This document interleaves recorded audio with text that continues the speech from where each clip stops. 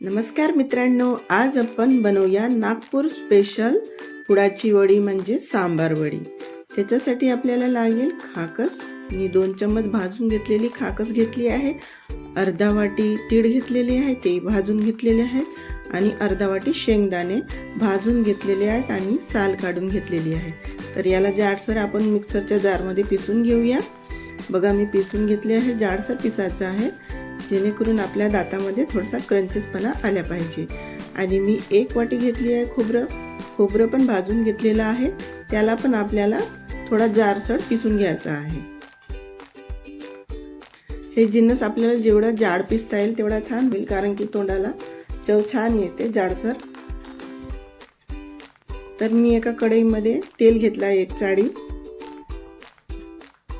आणि 1 चम्मच सोप घेतलेली आहे, बडीशेप आणि 1 चम्मच जिरं घेतलेलं आहे। ते तडतडलं की आपल्याला त्याच्यामध्ये हिरवी मिरची आणि अद्रक याचा ठेचून मी घातलेला आहे।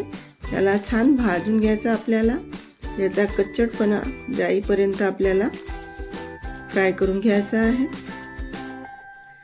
अद्रक आणि हिरवी मिरचीचा टेस्ट खूप छान येते याच्यामध्ये, तर आवर्जून घाला।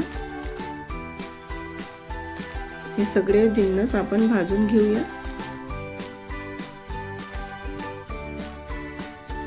छान फ्राय झालेले आहेत। आता आपण याच्यामध्ये शेंगदाणा आणि तीळचा कूट घालूया, हाही छान मिक्स करून घेऊ। त्याच्यानंतर आपण याच्यामध्ये खोबरं घालूया, तो पण छान मिक्स करून घेऊ। पूर्ण एक जीव करायचा आपल्याला। छान एक जीव झाल्यावर त्याच्या मग आपण मसाले घालूया। आता आपण याच्यामध्ये अर्धा चम्मच हळद, 1 चम्मच तिखट, 1 चम्मच आपल्याला इथे घालायचे धनेपूड आणि अर्धा चम्मच आपल्याला इथे गोडा मसाला घातला आहे मी। आणि हे सगळे मसाले एक जीव करून घ्यायचे, छान भाजून घ्यायचं आपल्याला। पूर्ण मिक्स करून छान झाल्यावर आपण याच्यामध्ये आता घालूया आमचूर पावडर। 1 चम्मच आमचूर पावडर घातला आहे आणि टेस्ट अकॉर्डिंग मीठ घातलेलं आहे आणि 2 चम्मच मी साखर घातलेली आहे। आणि हे छान आपल्याला पूर्ण मसाले एकजीव करून घ्यायचे आहेत। हे प्रोसेस थोडे मंद आचेवर करायची आपल्याला। मी कोथिंबीर घेतलेली आहे, हे फक्त पानं आहेत कोथिंबीरीचे, जे एकदम कोवळी डेट असेल तेच घ्याल, नाही तर नुसते पानच घ्यायचे। याला धुवून स्वच्छ करून वाळू घालायच्या, याच्यात एक पण मॉइश्चर किंवा पाणी नाही पाहिजे। तर मी सगळं वाळवून घेतलेलं होतं हे, आणि हे सगळे आपल्याला एक जिन्नस पूर्ण एकजीव करून घ्यायचे आहे सगळे। आपली जी दाण्याची कूट आहे ते त्याच्यामध्ये आपल्याला संबार घातल्यावर त्याचा जो संबाराचा मॉइश्चर आहे हा पूर्ण संपून जाते, कोरडे होऊन जातात, खूप छान फ्लेवर येते याच्यामध्ये। आणि सांबार वडी एवढी उत्तम आणि स्वादिष्ट बनते की तुम्ही पुन्हा पुन्हा कराल। तर मी एका कटोऱ्यामध्ये 1 कप मैदा घेतला आणि त्याच्यामध्ये जिरे घातले, थोडा अजवाईन घातला आणि कलोंजी घातली, स्वादानुसार मीठ घातला, गरम करून थोडा तूप घातला। हे जिन्नस सगळे आपल्याला एकजीव करून घ्यायचे आहे। आपली मूठ बनेल एवढा आपल्याला तूप किंवा तेल घालायचं आहे, बघा ह्या पद्धतीनं। तर मी याच्यात थोडा थोडा पाणी घालून मी पीठ मळून घेते। आपल्याला एकदम सॉफ्ट पीठ मळायचं आहे।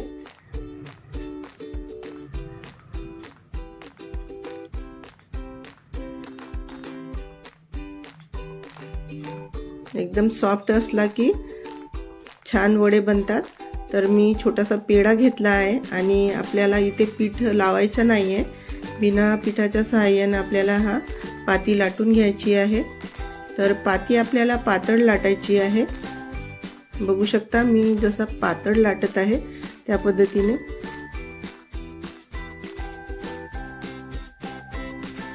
आपल्याला जास्त मोठी नाही घालायची आहे। तर त्याच्यामध्ये मी आता सारण घालते।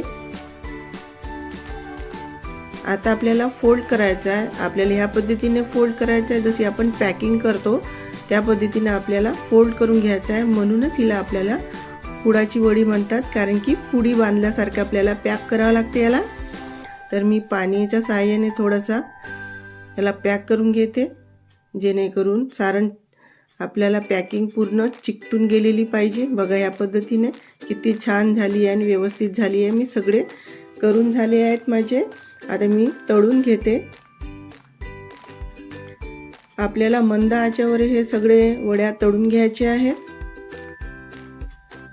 आपली फ्लेम स्लोच पाहिजे, कारण की आपल्याला आतमध्ये पर्यंत चांगलं शिजून गेलेलं पाहिजे.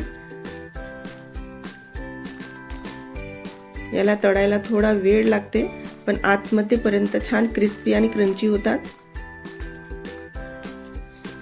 बघा एकदम गोल्डन कलर आलेला आहे, किती सुंदर दिसतात हे. तर मी आता हे काढून घेते.